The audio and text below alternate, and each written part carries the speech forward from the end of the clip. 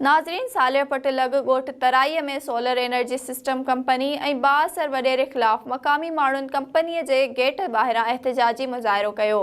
वधीक पेश आहे SS न्यूज़ जे रिपोर्टर नवाब मीराणीअ जी ही रिपोर्ट।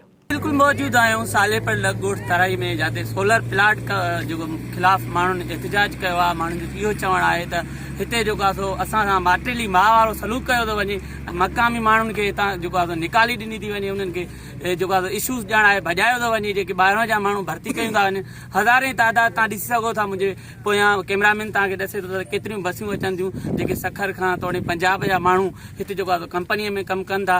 हिते कुझु माण्हुनि अॻवाननि जेको आहे एहतिजाज कयो आहे। अचो त उन्हनि सां ॻाल्हायूं था, उन्हनि जो छा चवणु आहे। इंतिहाई अफ़सोस थियो त हितां जा मक़ामी ऑफिसर न आहिनि। जेकॾहिं ऑफिसर न आहिनि त लेबर बि हितां जी न आहे, त पोइ बाक़ी किथां जी हूंदी। हीउ कहिड़ो इंसाफ़ आहे, हीउ कहिड़ो जेको आहे कानून आहे त हिते जे माण्हुनि खे इहो कयो वञे थो। इन खां पहिरियां असां DC साहब सां बि मिलिया, असांजा मक़ामी माण्हू मिलिया आहिनि ऐं उन्हनि खे इहा ॻाल्हि कई वई आहे त DC साहब महिरबानी करे हिननि मक़ामी माण्हुनि खे नज़रअंदाज़ न कयो ऐं हिननि मक़ामी माण्हुनि खे जेको आहे रोज़गार फ़राहम कयो वञे। अॼु असां हिन पावर प्लांट जे गेट ते अची करे एहतिजाज था कयूं त हिननि माण्हुनि खे नज़रअंदाज़ न कयो वञे, हिननि माण्हुनि खे रोज़गार ॾिनो वञे।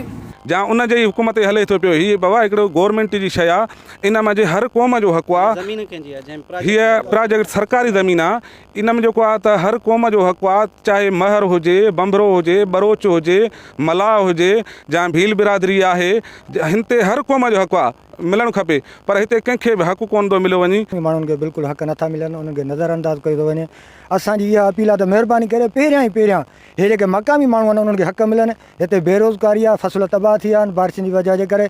महिरबानी करे असांखे हक़ जो। तव्हां माण्हुनि जूं ॻाल्हियूं ॿुधियूं, उन्हनि जो चवणु आहे त जेको आहे असां सां माटेली मारो सलूक कयो थो वञे ऐं हितां जे माण्हुनि खे खयूं वञे, हितां जे ग़रीबनि खे रोज़गार मिले, जीअं हिननि जो ग़रीबनि खे कंपनी में फ़ाइदो मिली सघे। कैमरामैन टीम सां गॾु नवाब मीराणी, SS न्यूज़, सालेपर।